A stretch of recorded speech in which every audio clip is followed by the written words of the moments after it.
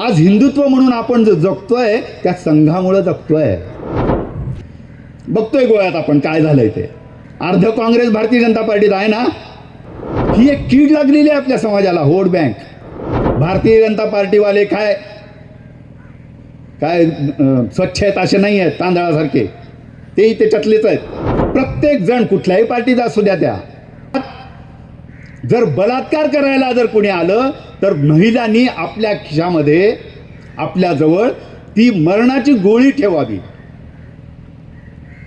ती गोळी घ्यावी आणि स्वतः मरून जावं. पण त्यांना विरोध करू नये.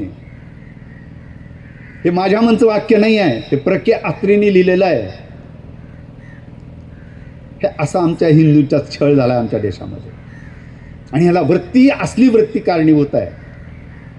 शांत राहा. उठाव करू नका. आपले स्वार्थ साधत बसा. विनायक दामोदर सावरकर, गायत्री मॅडमनी आत्ता सांगितलं, गायत्री ताईंनी, ह्या माणसाने जीवनाचं बलिदान केलं पूर्ण. कशा करता?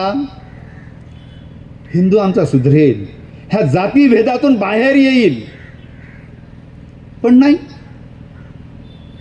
मी ब्राह्मण, मी मराठा, 96 कुळी, त्यात सुद्धा कुळं भरपूर आहेत मराठ्यांची. मी भंडारी, मी वाणी, मी जंगम, मी गुरव.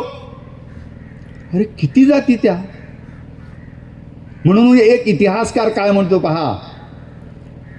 एक इतिहासकार म्हणतो की मुसलमान आणि ख्रिश्चन यांच्या डोक्यामध्ये धर्म जातो आणि हिंदूंच्या डोक्यामध्ये जात जाते. धर्म जात नाही. हिंदूंना आपल्या धर्माचं काहीही पडलेलं नाही. जातीचं पडलेलं आहे. माझी जात मी श्रेष्ठ, बाकीच्या सगळ्या जाती कनिष्ठ. कुठलीही जात असू द्या, असं हिंदूंचं आहे. ह्या सगळ्याचा अभ्यास करूनच ह्याला कारण काय? ह्याला कारण आहे हिंदू एकत्रित होत नाही. हिंदू संघटित होत नाही. हिंदू एका दिशेने केव्हाच विचार करत नाही. हे हिंदूंचं दुखणं आहे. मग काय करायला पाहिजे? म्हणून डॉक्टर हेडगेवारांनी विजयादशमीच्या दिवशी 1925 साली संघाची स्थापना केली. मी हा इतिहास कशाला सांगितला, का झाली संघाची स्थापना, हे सगळ्यांना कळावं म्हणून. हे जेव्हा सावरकरांनी पाहिलं तेव्हा सावरकरांना राहवलं नाही. आणि म्हणून त्यांनी 1857चा संग्राम हे पुस्तक लिहिलेलं आहे बघा. स्वातंत्र्य संग्राम हे जेलमध्ये लिहिलेलं पुस्तक आहे. आणि हिंदुत्व ही त्यांची दुसरी कादंबरी आहे. कशाकरता लिहिली? कारण आमचा हिंदू केव्हा तरी जागृत होईल वाचून. पण आजही आहे का तशी परिस्थिती? संघाला 100 वर्ष झाली. आम्ही पाहत होतो. माझा जन्म 1965चा. 1984 पर्यंत म्हणजे राजीव गांधी मरेपर्यंत आमच्या देशामध्ये हिंदू म्हणून घेणं म्हणजे अपमानास्पद होतं. आपणच सर्वजण आपण स्वतःला हिंदू म्हणत नव्हतो. कारण काय? त्याला कारण हे आहे की 1885 साली सर ह्यूमनी काँग्रेसची स्थापना केली, ज्या ब्रिटिशांनी. त्याचेच सगळे पिढी म्हणजे नेहरू, गांधी हे त्यांचेच सगळे होते. आणि ह्या लोकांनी, नेहरू तर म्हणत होते I am the accidental Hindu म्हणत होते ना. मी अपघातानं हिंदू झालोय.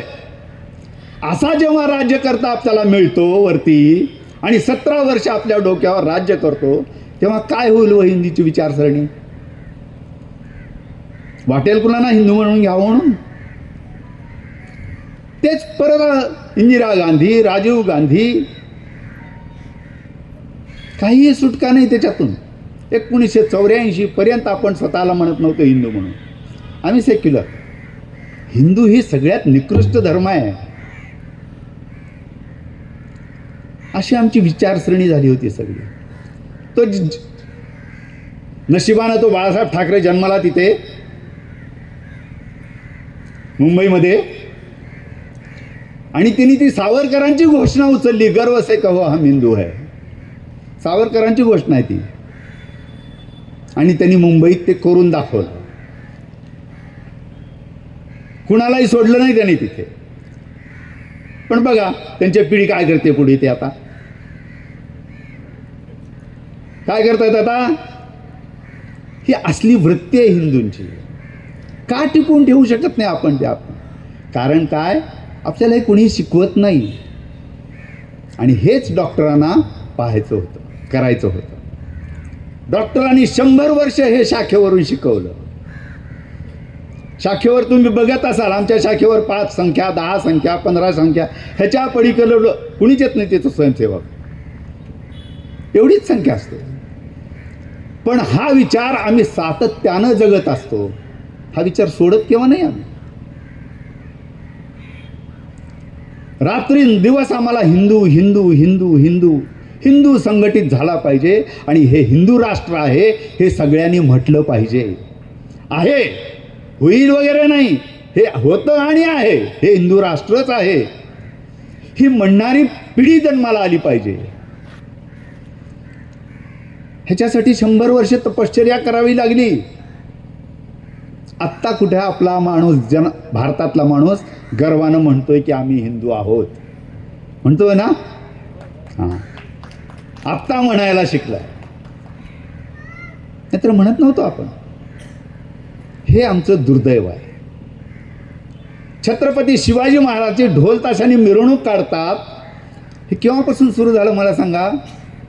ह्या 25-30 वर्षामध्ये.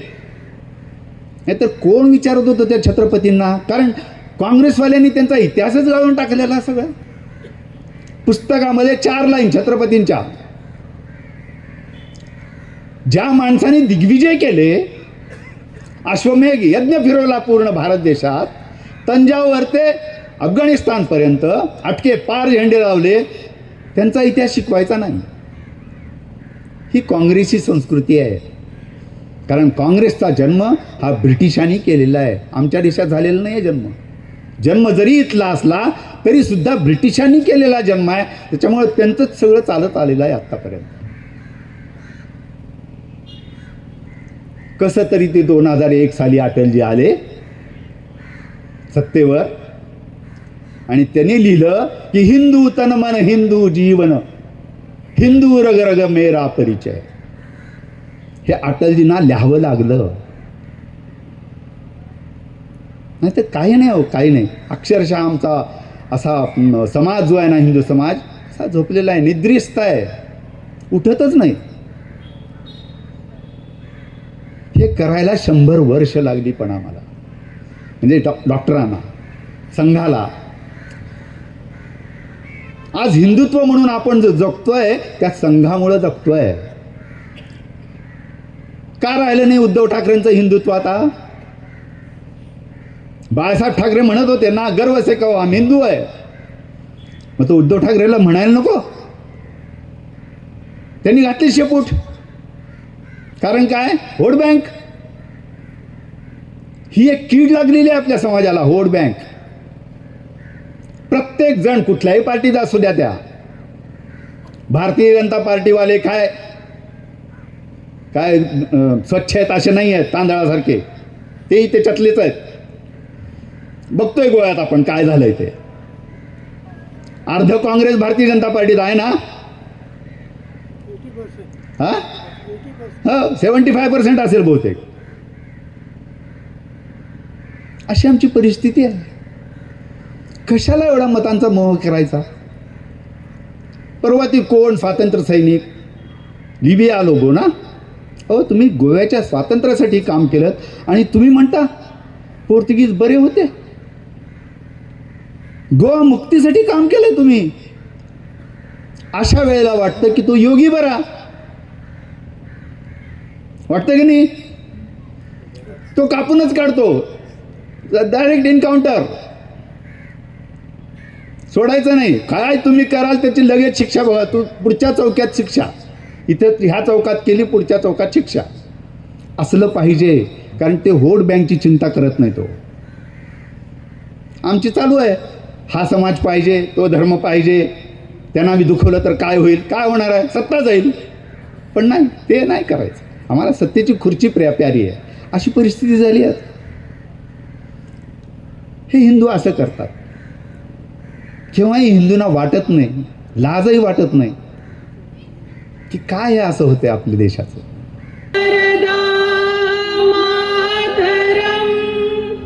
वंदे मातरम. कोटि कोटि कंठ कल कल निनाद करले. कोटि कोटि भुजे द्रुत खर करवाले. अबला के नुमाए तो बने बहुबल धारिणी. नमामि तारिणी रिपुदल वासिता. धरणी भरणी मातरम. वंदे मातरम. वंदे मातरम. भारत माता की जय. Subscribe to our YouTube channel and follow us on our social media platforms for the latest updates and content.